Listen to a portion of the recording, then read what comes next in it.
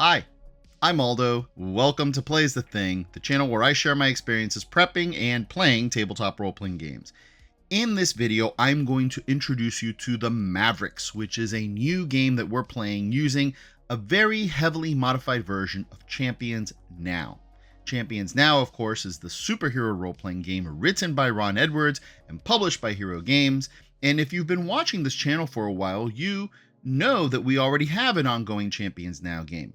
It's called The Sentinels of Justice. It is set in 1930s New York City, and we've had a lot of fun with it. If you enjoy The Sentinels of Justice, don't worry, we will continue to play that game. I will continue to post updates. It's just a matter of scheduling for us, but it should be happening again soon. The Sentinels of Justice was so much fun as a game that I decided to see what would happen if we played Champions Now with the regular gaming crew. And there were three things that I was testing with this attempt.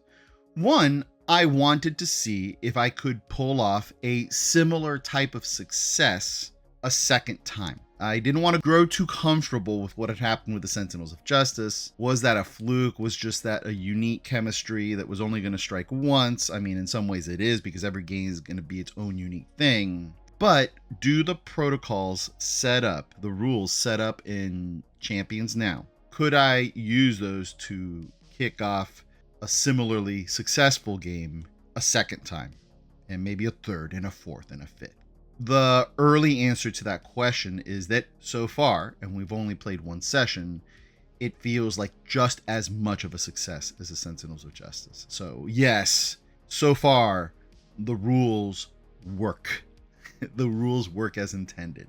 The second thing that I was hoping to test with this attempt was to see what would happen, or what Champions Now would look like for us with a slightly different group, with a different configuration of players, maybe with more players. I mean, the regular gaming crew that I play with is twice the size or more of the subset that plays the Sentinels of Justice. So what would it look like when more people were invited into the fold? The four players who play in the Sentinels of Justice all chimed in with character concepts. Dan, Lauren, Mike, and Jen all said that they were going to make characters for this game, and they all did. Jen couldn't play in the first session because of scheduling issues, but she has a character ready to go. In some ways, I'm with the same group. However, we did get Andrew, my friend Andrew, chimed in with a character idea and played in the first session. My friend Adolfo also expressed an interest in playing, and he chimed in with a character concept, but he was unable to participate. So anyway, in terms of that second goal, I only got to experiment partially with it. Jen will join us probably at the next session, so that'll be a group of 5 heroes as opposed to a group of 4 heroes.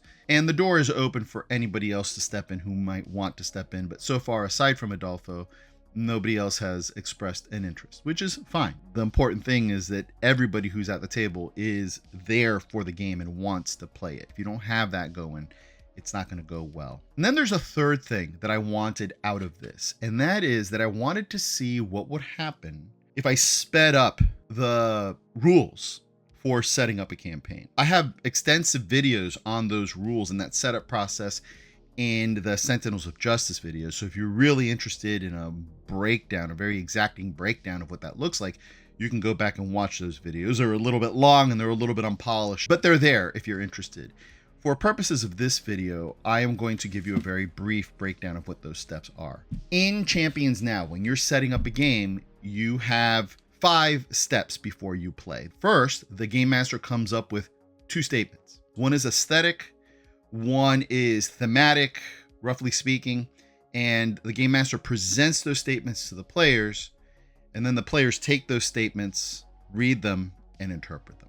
Step 2 is a brainstorming process where the players use 3-corner worksheets to respond to the 2 statements on their own, not in collaboration with one another, not in discussion with the game master, but just go into their own corner with the 3-corner worksheet and with the 2 statements, think about them, and then just kind of brainstorm, sketch out a character using the 3 corners of person, problems, and powers. And then that is like a concept sketch for the hero that is going to be made. The third step is building the character. That's where you take that 3-corner work of imagination and you nail it down with mechanics on a character sheet. And then that character sheet, still part of the stage, that character sheet is given to the game master, and that is what the game master can consider the gift of the sheet. Although the game master is encouraged throughout this whole process that I've been describing so far to maybe come up with one or two little things that are tethered to the two statements so that they can have kind of like their own emphasis or accent or interpretation placed in the setting there. They are not supposed to be building a huge backstory and a huge setting and all of that. The purpose of Champions Now, or the way that Champions Now is set up, is for the players to give the sheets, and the sheets, the stuff that shows up on the situations section of the sheet, that is the universe that you play in. That is the world that is being created. That is the stuff that's actionable and gameable and that the game master is going to use to now prepare. After receiving that gift, we go to step 4, which is building the now. That is when the game master goes to the hero sheets and creates the document they will use to set up play for the next session. And then step 5 is the prep. And the prep is more the nuts and bolts of like, okay, based on the situations that are appearing in the now, what pops up, what places pop up, what villains pop up, what organizations pop up. And now I am going to select some maps, build some villains, and otherwise do that kind of setup work. So those are the 5 steps. Of course, after that, you play. You just play. That's where the action happens. When I did this the first time around, I really wanted to get it right. I spent so much time thinking about and crafting those 2 statements for the Sentinels of Now campaign. I gave my players the 2 statements, then I gave them a month to think about their responses with the building of the characters. That went at a kind of a more regular pace, but then I spent a good amount of time, maybe a month, like wringing my hands over the now and making sure that I was doing it right, and that was a very slow, deliberate, involved, and careful process. And it worked out great. But the thing is that it doesn't need to be so slow and deliberate. I am convinced that if you have players who know the character building rules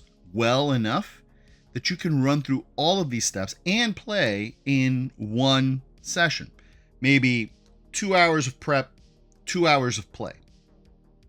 It can be done. Champions has always been a game that is math heavy, nuts and boltsy in terms of making choices, but Champions Now has streamlined that system significantly. So character generation is pretty quick. Obviously, that's very different than what we did with the Sentinels of Justice, where rather than 2 hours of prep, I gave like a month and a half of prep, right? I deliberated so much over this. It's also very different from what we did for this game that turned out to be the Mavericks. We did it all within the course of a week. The concluding thoughts of this video and next video will take you through that setup process. And then the third video in this series will give you the play report. The part of the process that I'll reflect on at the tail end of this video is the first one. Step 1, the 2 statements. This took me 5 minutes to do. I also went a little bit above and beyond because I had competing inspirations for what kind of game I wanted to run. So I decided I'm not going to send 1 pair of statements to my players. I'm going to send them 3 pairs of statements. And based on their response, I'll let them tell me which of these 3 games they want to play. The first pair of statements that I sent them were the following. Statement 1, powers hit hard and the action is fast and furious. That's the aesthetic statement, what it looks and feels like statement. Statement 2 is outsiders are organizing and insiders don't like it in Chicago, Illinois. That's the thematic statement. Where did this come from? 2 different considerations. One of these considerations I should have mentioned at the top because this was the 4th experiment that I wanted to conduct in this attempt at launching the game. I wanted to set this game in the present. Champions Now, by design, is a game that is meant to play now, wherever it is that now is, because the comics that it's trying to emulate most are the comics of the 1970s, which were especially rooted in the issues that were going on in the day. Vietnam was happening, and Captain America was dealing with Vietnam, and Iron Man was dealing with Vietnam, and Spider-Man was dealing with Vietnam, and so on and so forth, in very direct ways, in very earnest ways, often in very consequential ways. And that's been true for comics throughout their run, but there are moments where superheroes deal with those issues more. If you go back to the 1930s, Superman is very much a product of the Great Depression, and he gets significantly changed as a character when World War II kicks in for the United States. In some ways, I felt like my first attempt at Champions Now, Sentinels of Justice, very successful attempt, but it kind of dodged that aspect of the game in the sense that I set it in the 1930s. There are ways in which the stuff that we're exploring in the 1930s actually is very much connected to the stuff that's happening in our present day today. Because of the thematic focus of that particular game, it does kind of offer that, but it is a kind of a second or third hand connection. It is not as rooted in the moment as it would be if we were playing now. So this pair of statements and the next two that I'm going to cover are all set in 2024. The second thing that I should mention here is that this pair of statements came to me after watching something that's actually a little bit retro, and that was X-Men 97. I binged X-Men 97. My friends were binging X-Men 97. We were talking about how just something that was as high octane as that. It had a lot of those themes of, outsiders trying to be insiders, but struggling with the politics of all of that and this and that. That's what kind of inspired the statement. I didn't want to come out and say, you guys are mutants who are trying, no, but I did want the outsider and insider dynamic. And so that's why I wove that into the thematic statement for this. And in my own head, I was thinking of villains that would be X-Men adjacent in a way, or situations that would be X-Men adjacent in a way, but still kind of unique to our current moment. But I didn't really know how the players would interpret these two statements, right? So the outsider and insider dynamic, I thought, was enough to root us in the thematics of the X-Men, but broad enough to take us wherever it is the players wanted to take us. Here is the second pair of statements. Statement number 1. Everyone's a superhero comics XP with a twist. Statement number 2. Defending democracy in Washington, D.C. With the first statement, I wanted to have a tongue-in-cheek play-in with stuff that people already have in their heads, but intentionally giving it something of a twist. I'm not sure exactly why I wanted that, but I just thought it would be fun. I think a lot of the times when players sit down to make an original hero for a game, that they do kind of think in terms of characters that are pre-existing and they love, and there's nothing wrong with that.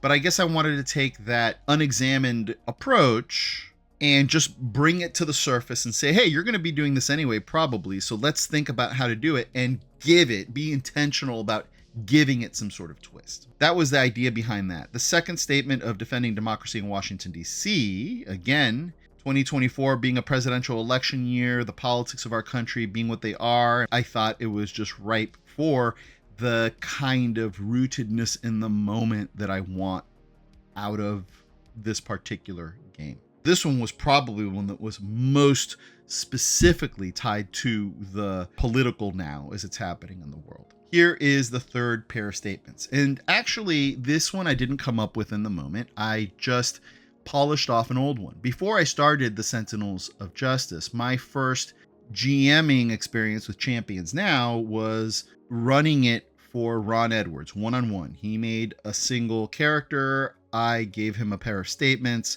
and here they were. Powers are fun, flashy, glitzy, and glamorous. That was the aesthetic statement. And then the second statement, fighting dark designs and creeping corruption in the Magic City. In other words, in Miami, Florida. And I just like this pair of statements. And I also like the idea of running a game in my backyard.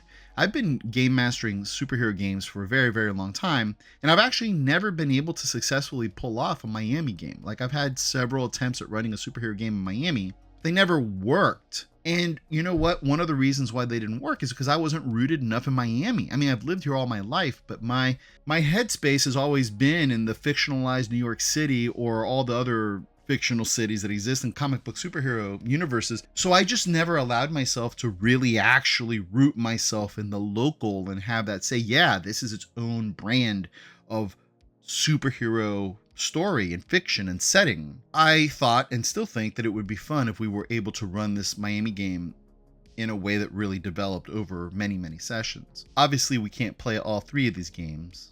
Which one of them won? Well, the one that got the least response was the Miami game. We shelved that right away. I hope that at some point we'll be able to pull that one off, but not for now. So we were left with the Chicago game and with the DC game as the 2 contenders.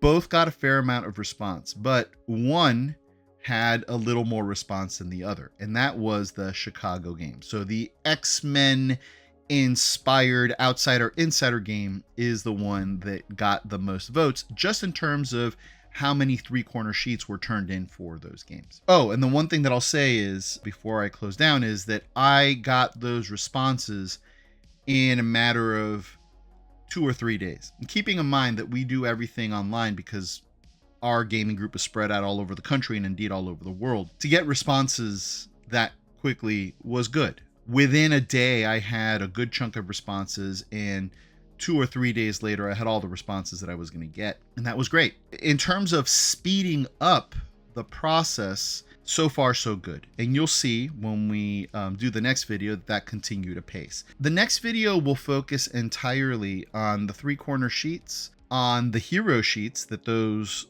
3-corner sheets generated, and it'll talk a little bit about the now. And I'm not going to delve into each of those super deeply. I'm just going to share what they came up with and reflect a little bit on them. And then the 3rd video in the series will be a play report where I'll tell you what happened in our first session. Okay, so good stuff coming in the near future. Thank you for tuning in. As always, I wish you good health. I wish you good cheer. I wish you good gaming. Goodbye.